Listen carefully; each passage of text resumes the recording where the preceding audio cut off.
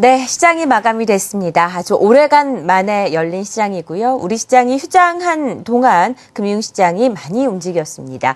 급등도 했었고 급락도 했고 여러 가지 파고를 겪고 난 이후에 우리 시장이 열렸는데 시장에 큰 영향을 미치지는 못하는 모습이었습니다. 코스피 지수는 2009선에서 무난하게 마무리가 됐는데요. 오늘 시장에 대한 자세한 정리해 보도록 하죠. 하나대투증권 멘토스 장혁진 연구원, 한국투자증권 이프랜드에어의 허윤정 연구원과 함께하겠습니다. 안녕하세요. 안녕하세요. 네, 추석 연휴 다들 잘 보내셨습니까? 네. 자, 코스피 지수가 2009선에서 마무리가 됐습니다. 장중에는 2010선 이상에서 움직이기도 했었는데 결국에는 상승폭을 많이 줄이면서 마감이 됐어요. 시장에 대한 어떻게 정리를 내릴 수 있을까요? 네, 일단은 2009.41포인트로 마감이 되었는데요. 장중에 기관의 매도와 외국인들 매수가 계속해서 공방전을 벌이면서 장 초반에 조금 약세 출발을 했지만 꾸준히 이렇게 올라와주는 모습이었고요. 특히 이제 시장을 좀 끌고 올라왔었던 삼성전자의 부진이 이틀 연속 조정이 이어지면서 시장이 아무래도 조금은 무게에 대한 부담감을 느끼는 모습이었는데요. 그럼에도 불구하고 조선업종을 중심으로 해서 음식료 업종이나 또 금융업종 등 그동안 소외되었었던 업종들에 대한 그런 저가 매수가 꾸준히 이어지면서 업종별 순환매가 이어졌다라고 이렇게 좀 요약을 해볼 수 있겠고요.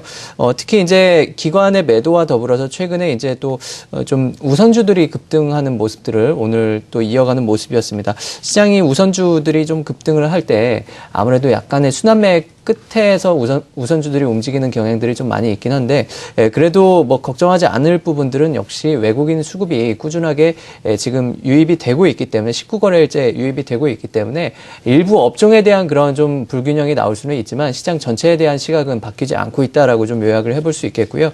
업종별 종목별로 흐름들을 살펴보도록 하겠습니다. IT 업종에서는 일단은 삼성전자가 제일 좀 부진한 모습이었습니다.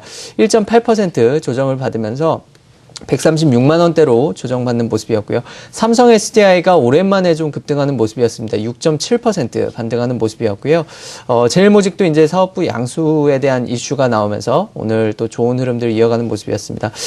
은행주 쪽에서는 이제 BS금융지주와 DGB금융지주, KB금융, 하나금융지주 등이 강세를 보이는 모습이었고요.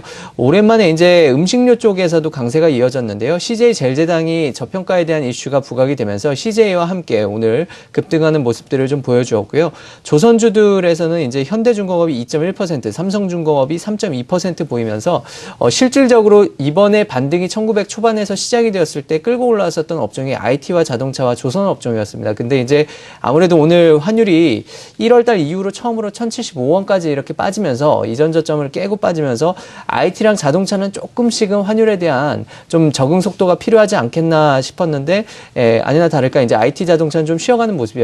조선업종은 꾸준히 이 시세가 외국인과 기관의 동반 매수가 유입이 되는 모습을 보여주면서 시장에 대한 메이저들의 시각이 크게 바뀌지 않았다라고 좀 보실 수 있겠고요.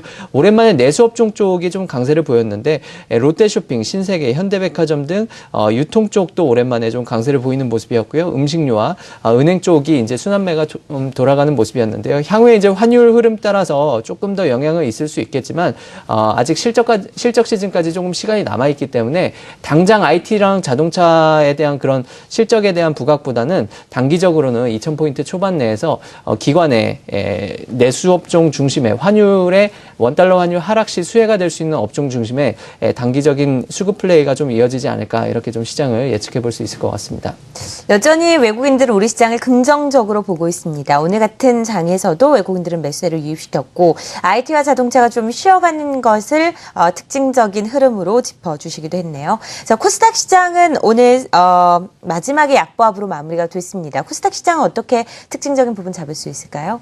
네, 코스닥 시장은 코스피 시장과 정반대의 모습을 보여줬습니다. 플러스 출발했지만 하락 마감한 움직임이 정반대였기 때문인데요. 일단 코스닥 시장의 경우 결국에는 점차 좀 힘이 약해지는 것은 기관들의 매도세에 영향이 있었다라는 분석도 가능할 것 같습니다.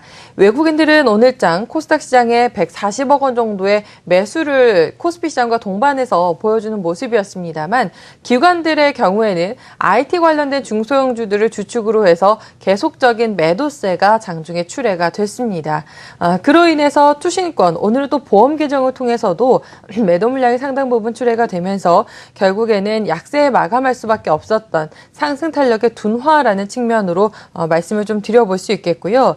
전반적으로 테마별로 보시게 되면 오늘 전기차 관련된 종목들이 굉장히 강한 상승 흐름을 보였습니다. 우리가 휴장 기간 동안 미국의 테슬라 모터스는 신고가를 또다시 경신했다라고 하죠. 이런 분위기를 또 반영하면서 급속 충전이라든지 ESS 관련된 종목군들이 견조한 흐름을 좀 보였었고, 지난주 굉장히 뜨거웠었던 그 풍력 관련된 종목들도 오늘 전반적으로 상승 흐름을 좀 이어가는 모습이었습니다. 이 밖에 은행주들도 견조한 흐름을 좀 보여주고 있고요. 그리고 자동차 경량화 관련된 종목들도 일부 또 상승하는 흐름을 보였다라는 점 안내 좀 드려볼 수 있겠습니다. 그리고 장중에 중국의 HSBC PMI 지수가 예상치를 상회하는 흐름을 보여주면서 중국 모멘텀을 안고 있는 종목들이 상승폭이 상당 부분 견조했다라는 측면 특징으로 전달 드릴 수 있겠습니다. 이 밖에 엔터주와 3D 프린터주들도 관련돼서 강세 흐름을 좀 보이기는 했었는데요. 다만 하락한 업종이나 테마들도 오늘 상당수가 있었습니다. 대표적으로는 전자결제 관련된 종목들인데 네. 보고 계신 것처럼 KG 이니시스가 거의 10% 가까운 하락 흐름을 보였고요. 한국사이버결제도 10% 이상의 하락 흐름을 보였습니다. 신세계그룹에서 온라인 결제 시장에 진출한다라는 소식 때문에 전자결제주가 함께 좀 급락하는 모습, 심리적으로 영향을 크게 타격을 받았고요. 이 밖에 파라다이스나 GKL처럼 외국인을 전용으로 한 카지노 관련된 종목들도 오늘 꽤 하락폭이 좀 큰 모습이었었습니다. 아무래도 중국의 여행법 개정을 앞둔 상황에서 심리적인 부분들의 위축이 좀 컸었던 것 같습니다. 마지막 특징주로는 인프라웨어를 꼽을 수 있을 텐데요. 금일 하한가를 기록을 했습니다. 구글에서 인프라웨어의 폴라리스와 거의 유사한 기능을 갖고 있는 퀵 오피스에 대한 모바일 앱을 무료로 배포한다라는 소식에 역시 투자 심리가 급냉하면서 하한가를 기록한 모습 함께 확인해 보실 수 있습니다. 네, 코스닥 시장의 특징적인 종목들에 대해서도 확인을 해봤습니다.